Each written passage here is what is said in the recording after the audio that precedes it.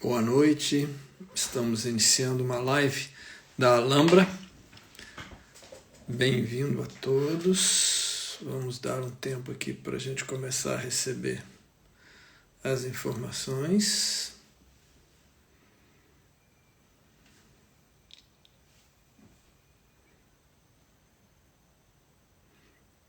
Indira, Maria Clara, Ângela Guida.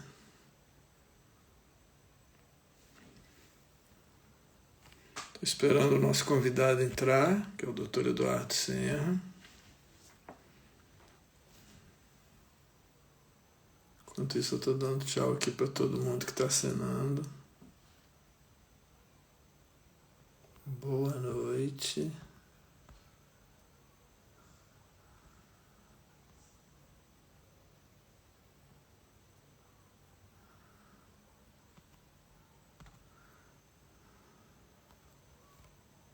Eu preciso da solicitação do Eduardo para participar.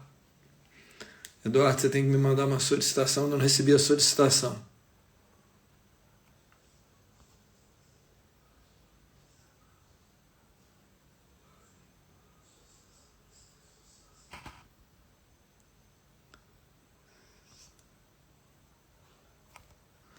Agora.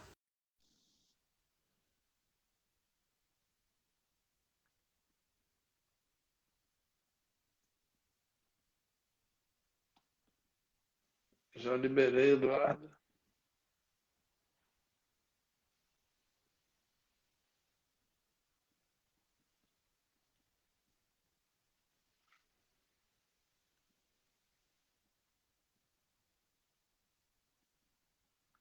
Estamos esperando aqui para a gente ter a entrada do Eduardo.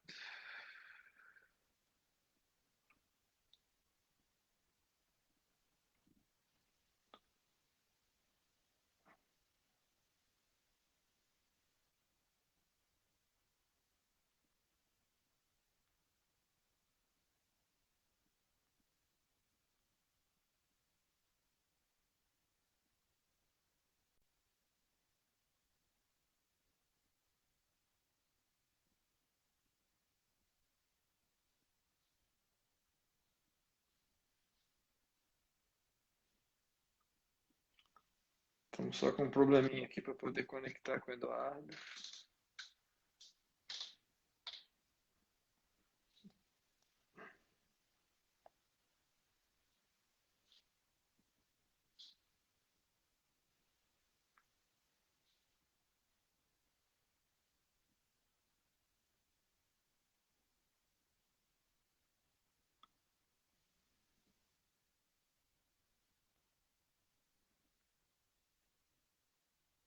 O Eduardo falou que vai sair e entrar, acho que é melhor, porque a gente não está conseguindo fazer a conexão assim.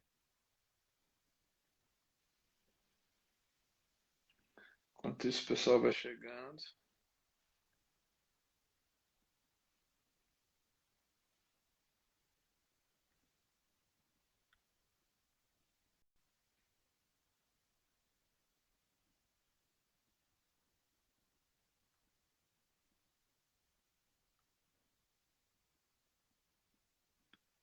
Estou congelado, estou só observando a entrada do Eduardo.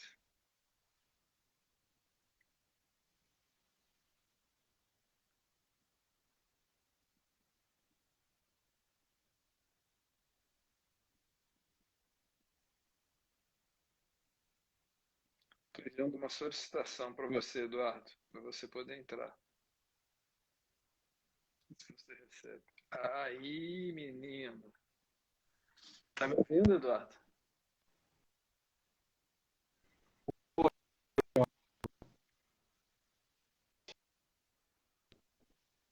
Só acertar a internet agora. Será que eu coloco no 4G? Eu acho que eu vou colocar no Talvez, né, Eduardo? 4G. Porque acho que aí agora tá. De repente a sua rede aí tá travando. A minha aqui tá estável.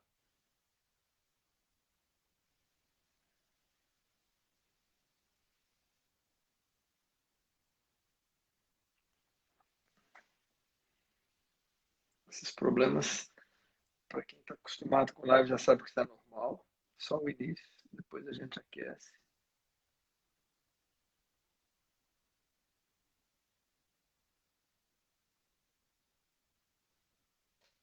Caiu.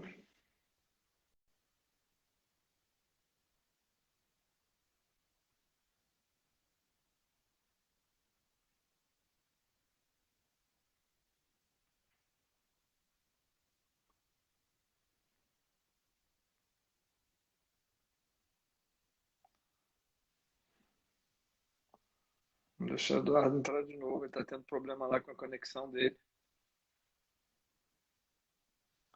Deixa eu ativar os comentários.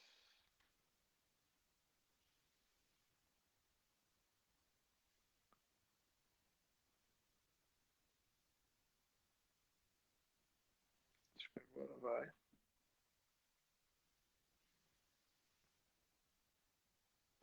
Pronto, eu acho que agora foi, agora foi. Tranquilo. Tudo bem, Opa, Eduardo? tranquilo. Graças a Deus, Júlio. E você? Tudo bem, tudo ótimo. Tudo Deixa eu só bem? ativar os comentários aqui. Tá Vou certo. começar fazendo as apresentações. Estou marcando que a gente começou às 8 horas, porque a hora nós temos 1 hora. Tá Então, ótimo. é um prazer contar aqui com o Dr. Eduardo Senra. O Dr. Eduardo Senra é o convidado dessa live da Alhambra. A Alhambra é a Associação dos Portadores de Linfangioleiomiomatose.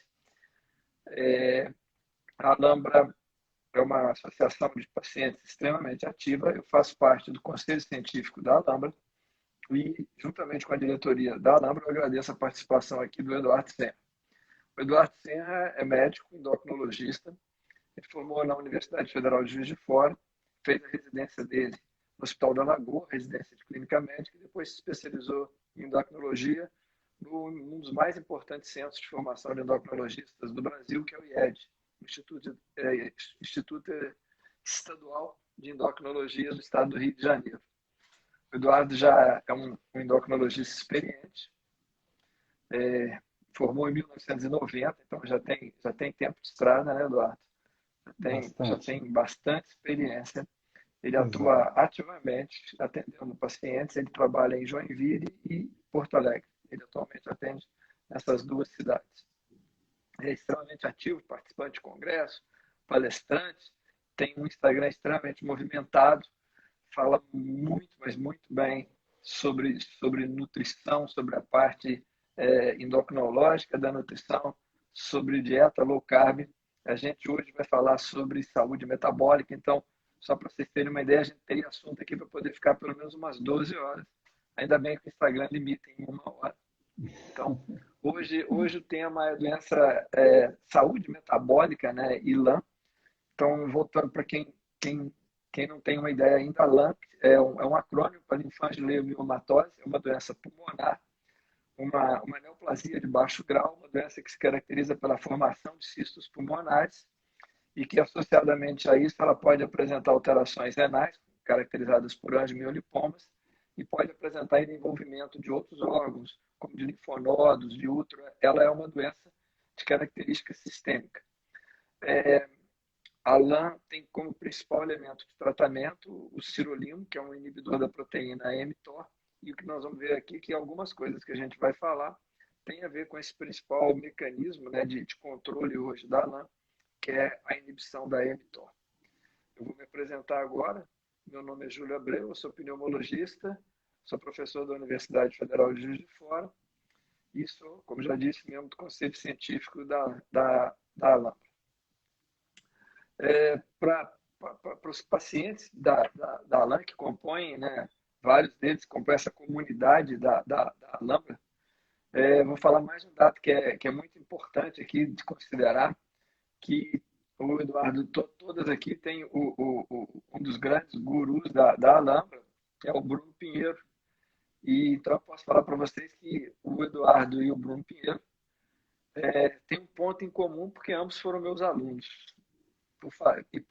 Né, é óbvio que excelentes alunos aqui da Universidade Federal de Juiz de Fora. Então, sem maiores delongas, nós vamos começar a bater o nosso papo. Eu desabilitei os comentários para poder ficar mais fácil aqui, para a gente poder visualizar o Eduardo. Mas depois eu falei o quê? Eu falei, ó, a Maria Clara está me corrigindo aqui que eu falei Bruno Pinheiro. Bruno Pinheiro é quem trabalha comigo, trabalhou comigo a vida inteira, então foi um ato falho. É o Bruno Baldi. Desculpa o Bruno Baldi por ter trocado os sobrenomes. A minha secretária executiva e diretora da Alhambra já me corrigiu aqui rapidamente. Sim. Desculpas, desculpas pedidas. Bom, vamos lá, Edu, vamos falar sobre definição. Vamos começar falando sobre definição de saúde metabólica, Eduardo. A ideia aqui é de deixar a coisa bem informal, tá? Não precisamos assim, fazer uma coisa muito formal, é uma apresentação basicamente para leigos e o que a gente quer, o objetivo aqui é mostrar por que é importante ter saúde metabólica. Então, a ideia é começar com a definição de saúde metabólica. Então, Júlio, primeiramente queria agradecer, né, uma honra estar aqui com você, que foi meu professor, inspirador, né, porque foi um dos grandes professores que eu tive, e isso, claro, faz diferença por a gente tomar gosto ainda maior pela própria medicina. Queria deixar um abraço especial para o Bruno também, que há muitos e muitos anos que eu não o vejo, né, às vezes da época da faculdade, mas sempre foi um aluno exemplar, uma pessoa também que se destacou durante todo o curso e tenho certeza que continua brilhante como sempre foi, né? Acho que não deve ter mudado em nada. Falando um pouco sobre saúde metabólica, assim, né? Não deixa de ser um pouco a minha visão, né? Não é uma definição clássica, não vou procurar isso em livro nenhum para definir, mas o que eu entendo como ter saúde metabólica, né? É quando você realmente tem seus marcadores sanguíneos adequados, né, vamos dizer assim, dentro dos parâmetros que uma pessoa com peso normal, com pressão normal, geralmente encontra, né? Então, a gente está falando aí de níveis glicêmicos normais, níveis de insulina normais, níveis de triglicerídeos. O colesterol, normalmente, também em níveis adequados, né? Raramente, exceto em situações especiais, a gente teria desvios nele numa pessoa metabolicamente saudável, né? Então, eu diria que é isso, uma pessoa com saúde metabólica, uma pessoa que metaboliza bem a sua glicose, metaboliza bem as suas gorduras, que tem um fenótipo compatível com um peso adequado, não tem acúmulo de gordura visceral e os marcadores sanguíneos refletem esses detalhes de uma pessoa realmente que tem uma saúde metabólica plena. Não sei se foi claro, se enrolei um pouquinho, mas a gente vai Desenrolando. esclarecendo. Vai desenrolando. Isso. Uma coisa que eu acho também que é interessante, eu gosto muito, gostei dessa definição, né? Porque normalmente quando a gente vai falar em saúde metabólica, às vezes a gente complica muito para poder falar que é o oposto da doença metabólica, aí vem com várias definições da doença metabólica, né? Eu também gosto dessa definição, né, de ter um equilíbrio, né, do metabolismo de glicose e do metabolismo de lípidos. Eu acho que você foi super tranquilo, né, nessa definição. E eu acho que isso aí começa a dar um primeiro entendimento para a gente, né, do que é essa situação. E é interessante a gente falar isso, porque parece, quando a gente fala a princípio, parece que todo mundo tem saúde metabólica. Mas tem um estudo recente que mostrou que nos Estados Unidos a gente tem aproximadamente 15% só de pessoas que possam ser consideradas como tendo saúde metabólica. A gente sabe, né, que os Estados Unidos, nessa área, eles têm um péssimo indicador, né, de saúde metabólica, mas eu acredito que no Brasil a gente não esteja muito diferente disso. E aí, Eduardo, quais que são as doenças que estão mais frequentemente associadas a essa falta de saúde metabólica? Quais que são as principais condições clínicas? Você começou a definir alguma coisa por marcadores, mas assim, em termos de condições clínicas, quais são as que mais frequentemente se associam à falta de saúde metabólica? Olha, as mais comuns aí, eu diria que são a hipertensão arterial, a dislipidemia, né, que aí pode cursar, como eu falei, com aumento de triglicerídeos, HDL, que é o bom colesterol geralmente muito baixo, o LDL nem sempre faz muita diferença, mas se analisássemos com detalhes, esse LDL tende a ser um LDL mais heterogêneo, que nós classificamos como partículas de LDL pequenas e densas, né? E a gente vê com muita frequência distúrbios no metabolismo da glicose, né? Geralmente, antes da glicemia de jejum começar a subir, a gente já tem níveis de insulina em jejum alterados, né? Geralmente elevados, coisa que poucos profissionais geralmente solicitam, mas eu acho que é um marcador bem interessante e muito apropriado, porque a gente vê o quão comum ver a insulina normal em pessoas de peso normal, saudáveis, que praticam atividades físicas, que têm uma boa alimentação, e o inverso é verdadeiro, né? Quão comum é vê-la aumentada em pessoas que estão, no mínimo, com circunferência abdominal aumentada, né? Porque isso também é um marcador precoce de disfunção metabólica, que às vezes é desvalorizado, né? Muitas pessoas às vezes esperam que a pessoa fique muito obesa para classificá-la como realmente tendo algum problema. E a pior obesidade que nós temos é a obesidade visceral. E ela nem sempre é tão marcante e visível como é a obesidade universal, que geralmente se distribui por todo o corpo, normalmente no tecido celular subcutâneo, né? Então,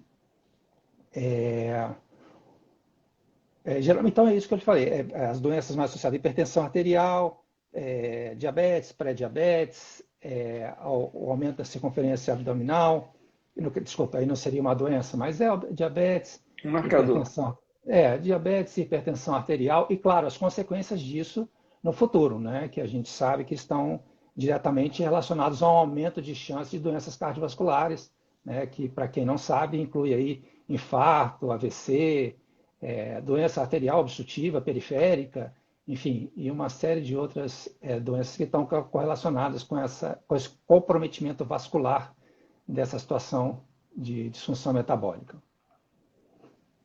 Eu vou trazer algumas coisas aqui, Eduardo, porque Uhum. eu comecei a estudar mais essa parte no momento que eu comecei a ver que os meus pacientes pneumopatas, e aí eu acho que se aplica muito ao grupo da Lana, que aqueles que apresentavam uma disfunção metabólica, que apresentavam essas alterações metabólicas, eles eram pacientes que apresentavam várias outras comorbidades, né? Como você falou, vinha hipertensão arterial, a gente ainda vai discutir mais alguma coisa aí da questão da obesidade, e esses pacientes, eles agregavam à sua doença pulmonar uma outra doença que muitas vezes eles não tinham conhecimento, eles achavam que era natural. E a partir do momento que eu comecei a estudar mais isso, eu comecei a entender mais isso, até por uma questão individual, né? Há mais ou menos 2 anos, eu percebi, né, eu detectei que a minha hemoglobina glicada estava aumentando, né? Eu estava entrando num pré-diabetes, e eu comecei a estudar mais, a ler mais e ver essas características. E aí eu vi um dado que é muito interessante, que eu acho que serve aqui para muitos pacientes, é que quase todo mundo está acostumado a medir o que você falou, a média glicemia de jejum. E a glicemia de jejum está normal. Mas raramente é feito um pedido da insulina. E às vezes, aí você tem jeito de você explicar para as pessoas por que a insulina, estando a glicemia de jejum normal, por que é importante dosar a insulina? Isso é muito interessante. A insulina normal de uma pessoa com saúde metabólica raramente passa ali de uns 12 em jejum, tá? Mas só quando você vai ver a normalidade na referência de laboratório, você vai ver 25, vai ver 37, dependendo do valor de referência de cada laboratório. Mas,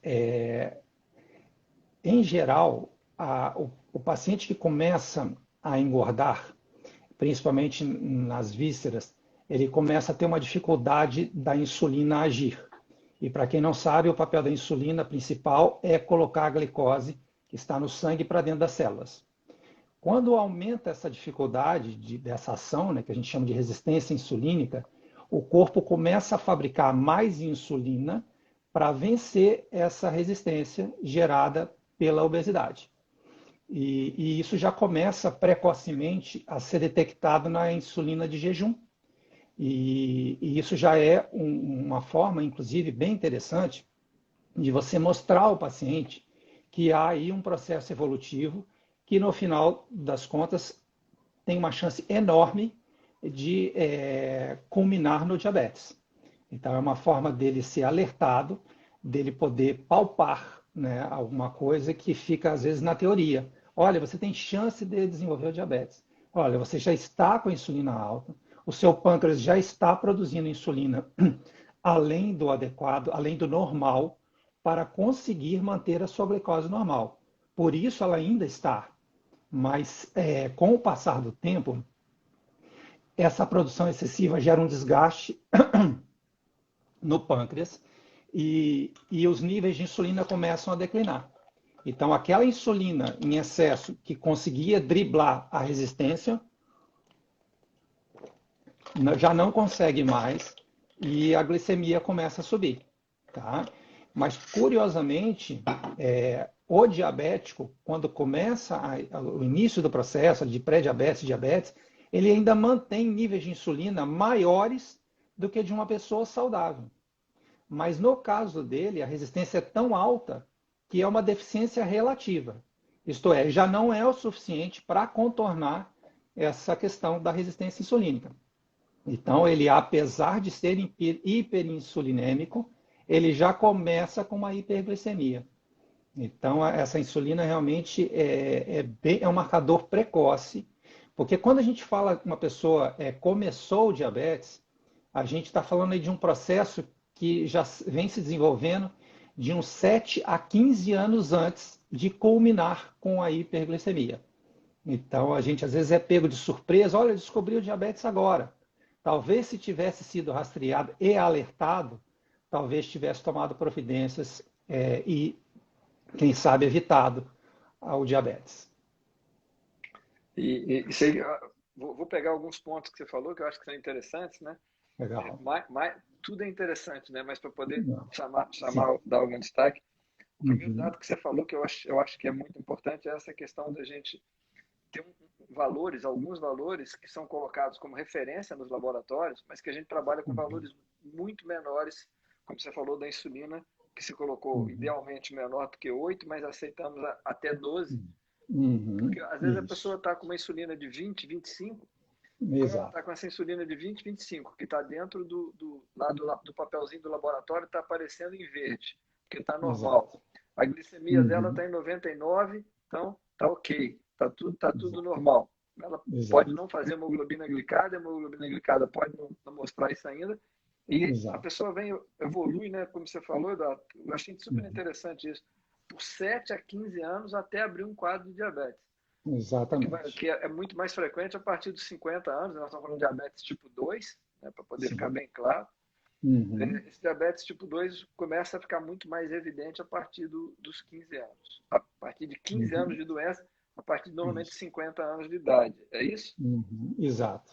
E Exato. aí, Hoje a outra gente coisa que eu está queria que vendo. você. Pode Não, falar. hoje a gente está vendo, por incrível que pareça, crianças muito obesas já com quadro de diabetes mellitus tipo 2, tá? Que, como você falou, é muito mais comum acima dos seus 40 anos, e quanto mais a idade avança, maior a chance de que isso ocorra. Mas a gente tem visto, infelizmente, quadros de diabetes tipo 2 em adolescentes com um grande excesso de peso. Só pegando esse gancho aí que a gente está Uhum. falando, comentando da obesidade, Sim. todo diabético tem que ser obeso e todo obeso é diabético? Como é que é essa situação? Não, é uma pergunta bem importante, né? É, Na verdade, a obesidade que está correlacionada ao diabetes é a obesidade visceral, né, ou ectópica. O que, que a gente chama de obesidade ectópica? A obesidade tópica é a obesidade subcutânea.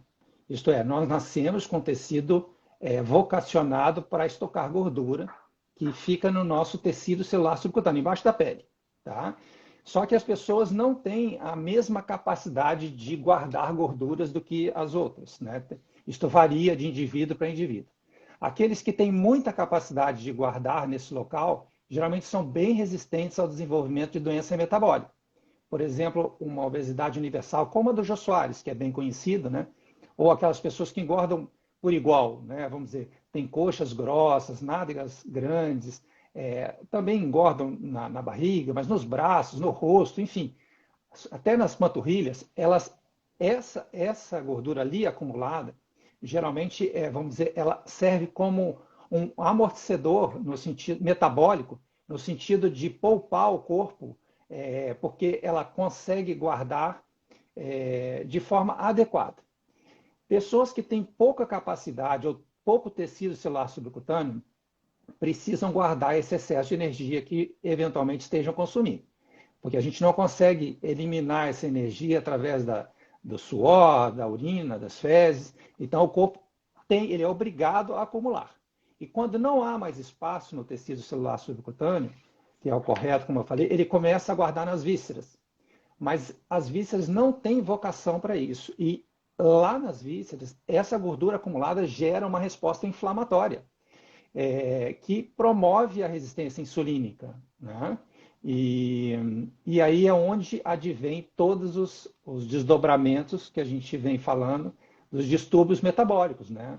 A tendência a acumular gordura no fígado, que é a esteatose hepática, hoje tão famosa, que é a maior causa de doença hepática no mundo hoje. Nós estamos aí falando de hipertensão arterial, que é uma doença muito comum e pouca gente correlaciona com isso, mas é a maior causa de hipertensão arterial essencial, isto é, sem uma causa definida, mas na verdade essa é uma das principais causas, né? Você vê o diabetes, né, obviamente, que é o mais relacionado, tudo em função desse acúmulo de gordura visceral, que é mais crítico para o desenvolvimento da diabetes e todas essas doenças correlacionadas. Então, ao contrário do que parece, você não precisa estar obeso para ficar diabético. Mas geralmente você precisa de estar com gordura visceral aumentada. Tá? E às vezes você vê grandes obesos que se dizem muito saudáveis metabolicamente. Né? Eles têm glicemia normal, eles têm triglicerídeo normal, eles têm pressão normal, eles têm aparentemente exames maravilhosos. E realmente na maioria tem. A despeito disso, eles ainda têm um maior risco no futuro de desenvolvimento de doença cardíaca, principalmente insuficiência cardíaca, né? Porque aí eles têm uma grande massa a ser irrigada e sustentada, e isso no longo prazo, obviamente, gera um desgaste do músculo cardíaco maior do que, teoricamente, uma pessoa que não esteja nessa situação. Tá bom? Eu vou Mas não... trazer agora aqui alguns links para a parte pulmonar, para a gente botar esse Ok. mundo da doença metabólica dentro Uhum. da parte pulmonar. Porque o que a gente vê? Certo. A pneumologia fica muito fora da questão das doenças metabólicas. Então, a gente sabe que a doença Uhum. metabólica, como você falou, traz diabetes, né? Traz a doença metabólica, está associada e traz obesidade, traz Uhum. diabetes, traz hipertensão arterial. Então, existe uma associação enorme com doenças cardiovasculares, né? com a doença endócrina, que é a principal, que é o diabetes, com doença hepática, que é a esteatose. Mas muitas vezes as doenças pulmonares elas ficam ocultas nesse meio. E aí tem um dado interessante que eu vou passar para você, que muitos pneumologistas desconhecem, né? E os não pneumologistas não é área de interesse, é que o seguinte, que o principal exame para a gente avaliar a função pulmonar é a espirometria. Então, aqui o grupo todo das pacientes com LAM está muito habituado a lidar com espirometria e acompanhar a espirometria. E o que é muito interessante é que a obesidade ela traz um forte comprometimento pulmonar, porque ela reduz uma coisa que a gente chama de complacência da parede torácica e complacência pulmonar. Complacência, vou falar para eles, Eduardo, que você está cansado de saber, mas é uma Uhum. capacidade de distensibilidade, é a distensibilidade Uhum. de um determinado órgão. Então, ela reduz essa distensibilidade da caixa, a gordura, ela reduz a distensibilidade do próprio pulmão, porque existe uma infiltração gordurosa também do mediastino, Uhum. e dos próprios pulmões, né? Eles também passam a ter mais gordura. Então, Uhum. esse dado não se mostra na espirometria. Então, a pessoa pode ter um ganho muito grande de peso Uhum. e continua com a espirometria sem alterar. Então, muitas vezes, as pessoas acham que perder peso não vai trazer nenhum ganho, porque não muda a espirometria, porque a espirometria não mudou por causa daquilo. Mas, na Perfeito. realidade, o que você falou, o mesmo que você falou sobre o coração, que o coração paga Uhum. um alto preço pela obesidade, o pulmão Uhum. também paga um alto preço pela obesidade. Por quê? Interessante. Porque ele fica limitado. A área do pulmão ela Uhum. fica limitada. Né? Uma outra coisa é que o Entendi. diafragma sobe, por causa Uhum. ainda mais quando você tem mais gordura abdominal. O Uhum. diafragma sobe, aqui o Uhum. tamanho da caixa torácica, ele vai ser caixa torácica e caixa Sim. abdominal, eles ocupam um Uhum. espaço que quando um Uhum. cresce, ele empurra o outro. Então o abdômen empurra o pulmão para cima, eu tenho menos área pulmonar. Essa menor área pulmonar traz uma limitação pulmonar muito significativa do ponto de vista de atividade física. Legal. Então, o que Uhum. muitas pessoas não percebem, que tem doenças pulmonares crônicas, é que Uhum. quando nós vamos falar aqui sobre perda de peso, né, como fazer para perder peso, que quando elas Uhum. perdem peso, ainda que elas não ganhem função pulmonar, elas Perfeito. ganham capacidade respiratória, elas ganham a capacidade de fazer atividade física. Né? A atividade física ela Ótimo. depende do coração, dos Uhum. pulmões, da musculatura periférica e do sangue, para poder conduzir tudo isso. Mas em Legal. cima disso tudo está a obesidade, Uhum. que ela Ótimo. sobrecarrega quem? Ela sobrecarrega o pulmão, sobrecarrega o Uhum. coração, sobrecarrega a musculatura, não há interferência sanguínea, mas ela traz uma sobrecarga muito grande.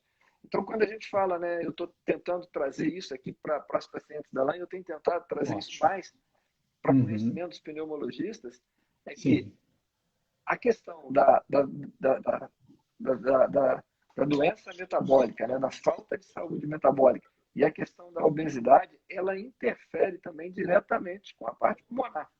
E a gente está vendo isso como um exemplo clássico na Covid.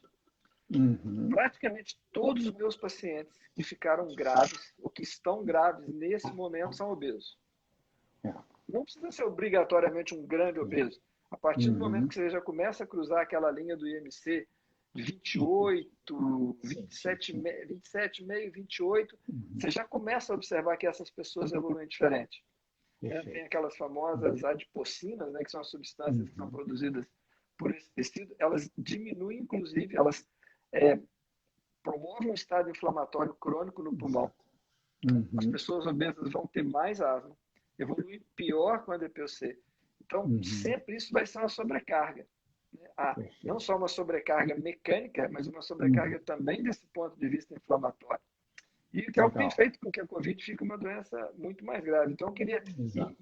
antes da gente começar a entrar na perda de peso, e Uhum. mostrar isso, né? E pegar um Ótimo. outro gancho que você falou, que é a questão da Uhum. insulina, Uhum. que a insulina é um hormônio proliferativo, que você falou, a principal Uhum. função dela é colocar a glicose para dentro da célula, né? Sim. E ela faz, Uhum. em função disso, ela traz uma série de proliferações, ela está ligada Uhum. a várias neoplasias, não é isso? Nós temos várias Certo. neoplasias ligadas à hiperinsulinemia, e Exato. aí é que anda junto o que a gente tinha conversado antes, Eduardo, a questão Uhum. da proteína que é a mTOR, né, que você está cansado de Uhum. conhecer, a mTOR. Uhum.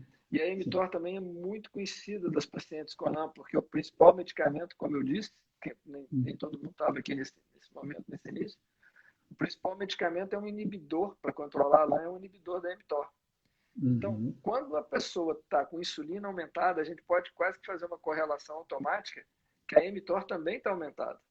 Então, Uhum. não é uma questão somente de você ter doença metabólica para você ficar com o seu metabolismo equilibrado, mas você tem que ter, você vai controlar, você com isso, você regula outros mecanismos que desregulados podem levar à piora de outras condições, que no caso aqui é a LAM. Então, Exato. quando a Exato. insulina sobe, a mTOR sobe. Quando a gente Uhum. baixa a insulina, a mTOR também vai baixar. Né? Então, Uhum. aí, como a gente já chegou agora que a meia hora, embora não pareça, eu queria Uhum. começar que você começasse a abordar aqui como que é a melhor maneira da gente tratar essas condições, Eduardo. Como que vou pedir só mais uma coisa do diagnóstico, que você falou da Uhum. precocidade, você falou da Uhum. cintura abdominal. Qual que é a cintura abdominal hoje que a gente aceita como sendo já para poder um primeiro indicador para as pessoas de que alguma coisa não está legal na vida delas? Quando elas atingem que cintura abdominal? Ó, a referência para o para o homem brasileiro, geralmente é a mesma do asiático. Tá? Nós não temos ainda uma referência baseada em estudos da nossa população, então a gente acaba usando a referência asiática. Então, o homem deveria ter uma cintura que não ultrapassasse 90, tá? O europeu geralmente aceita até 94, e a mulher em torno de 80 centímetros. Esse seria o normal. Tá? Mas, mas o aumento Pesado, de risco, né? exato, mas o aumento de risco assim, mais significativo, aí a gente fala em circunferência abdominal no homem maior que 102 e na mulher maior que 88. Tá? Mas eu acho prudente que a partir do momento que passe desses níveis anteriores que eu citei, que alguma coisa a gente já procure fazer. Né? Não chegue lá nos 102 ou 88 para tomar providência. Quanto mais cedo nós reagirmos, mais fácil é o processo. Tá? Eu costumo dizer que a obesidade, ela puxa a obesidade. Então, se você, quanto mais obeso, mais insensível à insulina, mais fome você tem, mais preguiça tem, e mais difícil fica retornar nesse caminho da saúde, entendeu? Então, a resposta precoce, ela é muito mais interessante do que, claro, qualquer paciente tem condições de reverter, teoricamente, qualquer situação. Mas, claro, fica cada vez mais difícil quanto mais, vamos dizer assim, aprofundado no problema ele estiver. Ele tem um caminho mais longo a percorrer. E isso, claro, é um grande desafio. Mas falando do mTOR, então, a correlação aí com a insulina, né? Tem muito a ver com o que a gente falou até agora, assim, de forma simplificada, porque é um mecanismo muito complexo, assim, e eu acho que não é o objetivo da live a gente dar detalhes sobre tudo isso. Mas de forma simplificada, o que eu diria é que a obesidade ela está inversamente relacionada à produção de uma substância chamada adiponectina, a obesidade visceral, tá? Que é, como eu falei, que é a crítica que está relacionada aos distúrbios metabólicos. Então, falando nesse tipo de obesidade, quanto mais acima do peso nós estivermos, menores os níveis de adiponectina. Tá? A adiponectina ela é muito importante na sensibilidade à insulina. Então, se você diminui a adiponectina, a tendência é que você crie uma resistência insulínica e, consequentemente, você tem que gerar uma hiperinsulinemia, como a gente falou, né? Que faz com que você mantenha a sua glicemia dentro dos padrões por um bom tempo, até que o organismo já não tolera mais. Então, se você reduz a adiponectina, como eu te falei, você acaba reduzindo uma proteína que é muito importante na sensibilidade da insulina, chamada AMP quinase. E essa AMP quinase, ela é o inibidor do mTOR, tá? Uma vez que você não tem adiponectina, abaixa a AMP quinase, a tendência é que a via mTOR fique mais liberada. E como você bem falou, ela está relacionada à proliferação celular, à diminuição da apoptose, né, que seria a morte celular programada. Então, isso faz com que você ative essa via, que, como você disse, está muito relacionada à LAM. Né? Outra coisa que tem muita relação com tudo isso é que quando você tem a adiposidade visceral, você libera, como você falou, várias substâncias pró-inflamatórias, interleucinas, você aumenta também o IGF-1, que também tem relação com câncer, que você comentou agora há pouco também. E essas substâncias ativam uma outra via, que a gente chama PI3 quinase, ou AKT, barra AKT. Essa via também estimula a mTOR. Tá? Então, indiretamente, é outra via que está correlacionada à ativação do mTOR, que é tudo que a gente deveria evitar de fazer numa doença como o LAM. Né? Então, a relação é direta, é literalmente visceral com a LAM, esse estado metabólico que estimula a mTOR e, consequentemente, pode agravar a doença. Não sei se foi claro, se compliquei. Extremamente claro. Que bom, que bom. Legal. Isso está. O importante é que a gente provoque impacto, né? Então, cada um tem uma tendência a ficar mais centrado no seu problema, né? Então é muito importante que as pessoas vejam que o problema que elas estão lutando contra ele tem vários desdobramentos. E que você não tem só uma via de atacar isso. Então não é só o remédio, que você falou aí, né, da questão da mTOR é super importante. E aí, Eduardo, o que a gente vai fazer para poder começar, então, a quebrar essa elevação da mTOR, fazer com que essa relação se inverta, fazer essas vias voltarem virem para um lado negativo, começar a fazer cair insulina, cair mTOR? Como que a gente vai tratar essa condição? Qual que é a abordagem, qual que é a melhor abordagem para fazer isso? Então, uma coisa que eu gosto de deixar bem claro, eu sou, claro, um adepto da dieta low carb, um grande entusiasta, né, e vou falar dela agora, mas eu gosto sempre de dizer que a resistência insulínica ela é fruto de um excesso de ingesta de nutrientes, em geral, não é só de carboidratos, tá? Então, esse excesso de energia que gera, como eu disse, o depósito de gordura visceral e, consequentemente, todas essas cascatas aí que a gente comentou até agora que levam aos distúrbios metabólicos. Então, a gente tem que perder peso, tá? Perder peso é fundamental e eu sou um entusiasta da low carb nesse sentido, né? Porque ela tem uma característica muito interessante, que ela tende a diminuir os níveis de insulina circulantes, que estão, como a gente falou, extremamente relacionados à síndrome metabólica, que é a hiperinsulinemia. Tá? É claro que essa hiperinsulinemia não vai baixar da noite para o dia com a restrição de carboidratos, até que você realmente comece a perder um peso um pouco mais significativo. Mas já é um facilitador, visto que a partir do momento que você restringe a ingesta de carboidratos, você já não exige do organismo uma produção extra de insulina para tentar metabolizar esse carboidrato ingerido.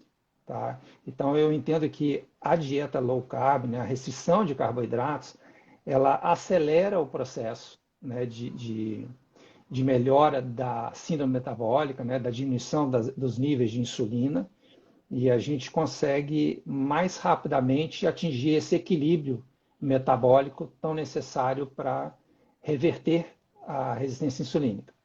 Tá? E como fazer isso, né? Vamos ser um pouco mais claros. Primeiro, entender que os carboidratos não são todos iguais.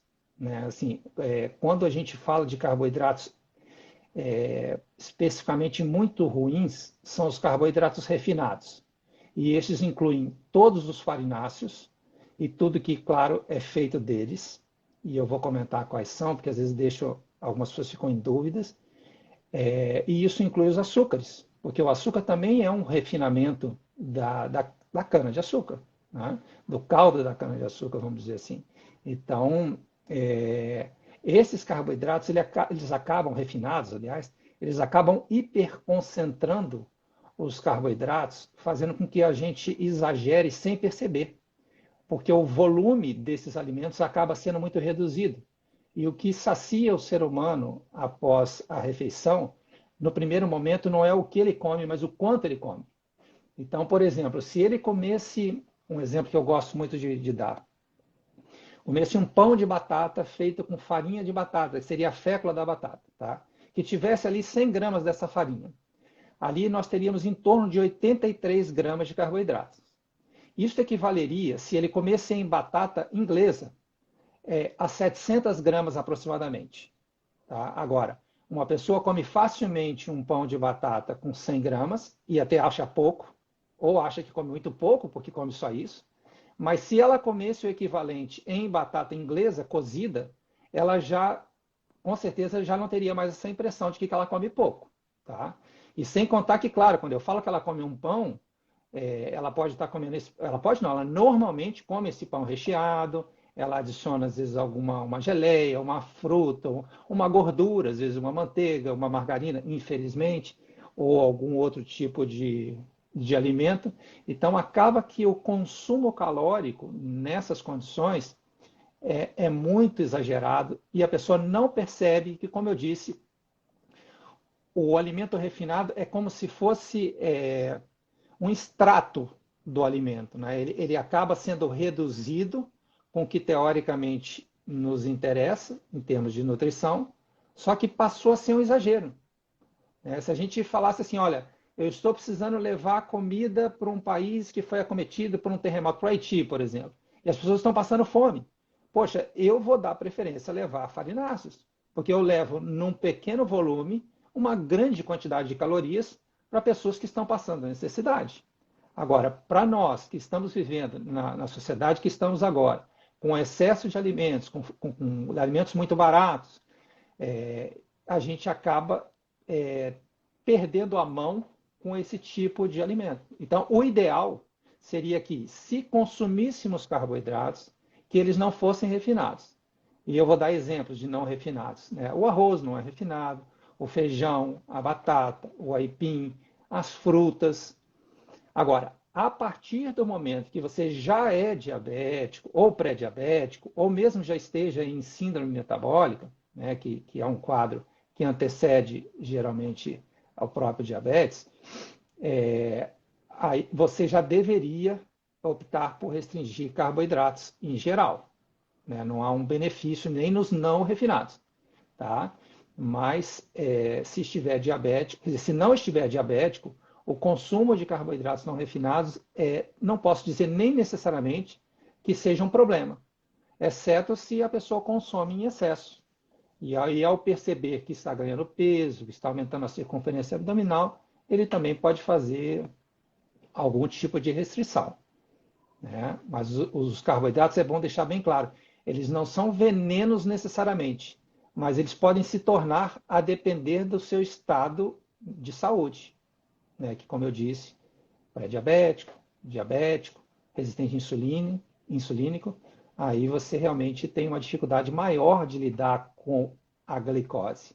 Porque, para quem não sabe, todo carboidrato vira um açúcar no final da sua digestão, né? Os amidos todos virarão glicose e alguns açúcares virarão ou glicose, ou, no caso, frutose, ou glicose e galactose, que seria no caso do leite, mas todos eles vão ser digeridos em açúcares e a grande maioria em glicose. Eu acho que é interessante, porque muita gente às vezes não tem ideia, né?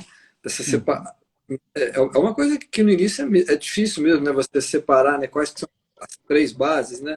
O que é carboidrato, o que é proteína, o que é gordura. E esse peso, né? Que eu também sou adepto da low carb, já há Uhum. bastante, que é uma dieta que eu acho que a gente tem que mantê-la, né? Você já faz isso há muito mais tempo que eu estou mais ou menos há 2 anos Uhum. fazendo essa dieta. Eu acho que é uma dieta que a gente consegue transformar quase que num estilo de vida, né? Ela É o deixa de ser ideal. uma dieta porque você transformou, você mudou a sua vida de uma tal maneira que você retirou. E o que eu vejo muito comum, né, com os pacientes, é eles não perceberem algumas coisas, né? Por exemplo, que os sucos. Né? Fala um pouquinho dos sucos naturais, dos sucos de frutas. Eles Uhum. têm pouco carboidrato ou têm muito carboidrato? Porque esse é uma coisa assim, eu vejo muito agora que quando a gente está tratando Covid, né, a pessoa fala assim, olha, Uhum. doutor, eu estou procurando me alimentar da melhor maneira possível, eu estou tomando suco de fruta o dia inteiro. Então Uhum. você não está se alimentando da melhor maneira possível. Qual que é o Uhum. problema com o suco de fruta? Então, as frutas, elas na natureza nos eram muito úteis, mas também eram excepcionais, né? A gente dependia da região que se morava, por exemplo, se morasse numa área fria, dificilmente teria frutas, né? Num Ártico da vida, alguma coisa assim. E os outros povos, a depender da região, tinham ou não algumas frutas, mas certamente não tinham essa oferta o ano inteiro. E a gente, quando come a fruta, a saciedade tende a ser maior. Quando a gente bebe, o corpo ele tende a interpretar como se a gente estivesse bebendo água. E essa saciedade é mais difícil de vir, tá? Outra coisa é que as frutas são ricas em açúcares, né? E não importa se Ah, mas é natural? Sim, mas o açúcar da cana também é natural, né? Ele não é produzido numa indústria artificialmente, né? Ele refinado, hiperconcentrado, limpo, clareado, mas ele a substância está lá, veio da cana, é a mesma, não muda nada. E no teu corpo vai entrar como açúcar igual a qualquer açúcar da fruta, tá? As frutas geralmente elas têm três tipos de açúcares, né? Nós temos ali a glicose, a frutose e a sacarose, que é a união dos dois, né? Então você vai variar, dependendo da fruta, dos níveis. A uva tem mais glicose, a outra tem mais sacarose, a outra tem mais frutose. Mas se você consumir em sucos, a tendência também é que você perca a mão. É mais ou menos o equivalente à farinha refinada, né? Porque você exagera sem perceber. Porque, primeiro, não se sacia, segundo, você não se dá conta do quanto em fruta natural você estaria consumindo ali. Porque, às vezes, também retiram as fibras, que nos ajudam um pouco na saciedade, e em abaixar também a rapidez com que essa glicose entra no teu sangue, que pode causar, eventualmente, até hipoglicemia, né? Eu já tive pacientes que faziam hipoglicemia com suco de laranja sem açúcar, né? Sem açúcar adicionado, é importante falar isso, né? Porque já tem bastante açúcar ali. Então, assim, eu não vejo maiores problemas você, por exemplo, chupar uma laranja. Mas se você faz um copo de suco de laranja que vá 3, 4 laranjas, você está consumindo, às vezes, mais açúcar ali que tem num copo de refrigerante. Ou, certamente, no mínimo, mais calorias. Então, assim, não é uma coisa inocente que a gente deva ter como hábito, como se estivesse tomando água. Tá? Eu acho, para que a gente tenha a menor chance de errar, que a gente deva optar por comer a fruta ao invés de tomar seu suco. Tá? Porque não raramente, inclusive, hoje a gente vê muitos sucos ditos naturais que são adoçados e vem no rótulo escrito que é sem açúcar, mas é sem açúcar adicionado. Ele tem um açúcar da própria fruta, né? E aí as pessoas acham que não tem nada ali, né? Mas eu já vi crianças que tinham o hábito de beber suco de laranja em excesso o dia inteiro, sucos de uva integrais.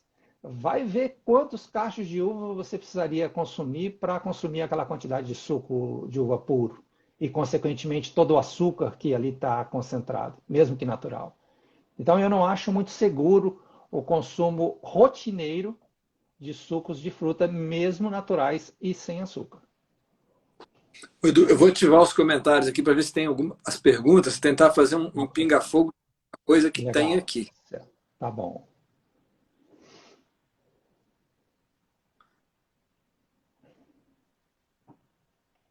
Eu não estou vendo muita pergunta aqui. Você tem dúvidas aí, Maria Clara? Você tem dúvidas anotadas?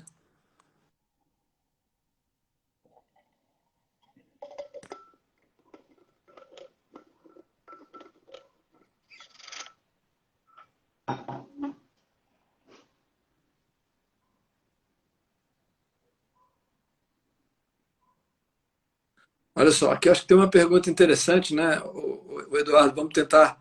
A pergunta é grande e é quase que um caso clínico, mas só para te dar uma Uhum. ideia. Minha glicemia, mesmo não consumindo carboidratos e frutose, está alta. Pratico jejum intermitente e low carb, mas acordo geralmente com a glicemia em 140. Nem fazendo exercício 4 vezes na semana, musculação, e medicada, não estou mais tendo controle. Alguma dica? Então, Júlio, é interessante, por exemplo, saber se ela ainda está obesa, né? Enfim, é meio difícil assim, a gente fazer uma análise assim só via pergunta, sem entender exatamente o processo dessa Eu paciente. falei Se que era toma algum. Ah, clínico. desculpa, Ah, como? eu Só falei a que era voz quase clínico. Eu falei que era quase um caso clínico.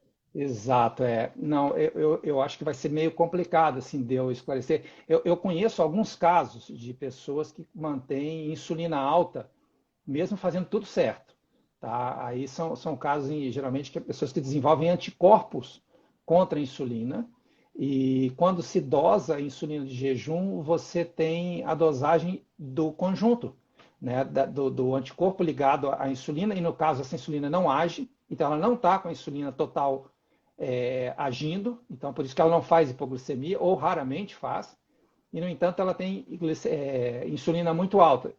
Eu tenho visto alguns casos, assim, muito raramente, mas tem os casos que chamam atenção.